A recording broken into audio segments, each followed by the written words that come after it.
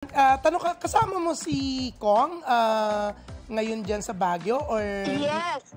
Birthday niya today, June. Birthday niya. Birthday! Happy birthday! Yan, yes. Kong Ralph Recto. Ate B, okay lang ba kung may tatanong ako sa'yo? Total, kumakalat na rin naman to. Yes. Pwede ko ba siyang, bukod sa happy birthday, pwede ba nating i-congratulate si Kong Ralph Recto kasi kalat na naman po na siya ang susunod na Finance Secretary ng administration po ni President Ferdinand Bongbong Marcos Jr. Yes, June. Maraming salamat.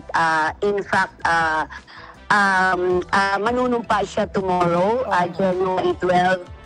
Bilang bagong Secretary of Finance under the administration of Ferdinand Marcos. So, kasi binigyan siya ng tiwala because he is such a good economist.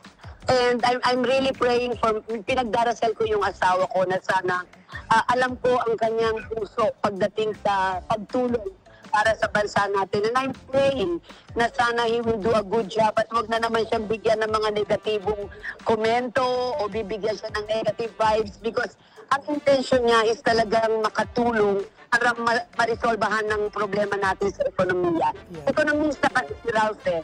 So manunumpa siya tomorrow. Yeah. Ate B, nandun ka bukas? Kasama ka niya? Yes, kasama ko. Yeah. Oo, kaming pamilya. Yeah.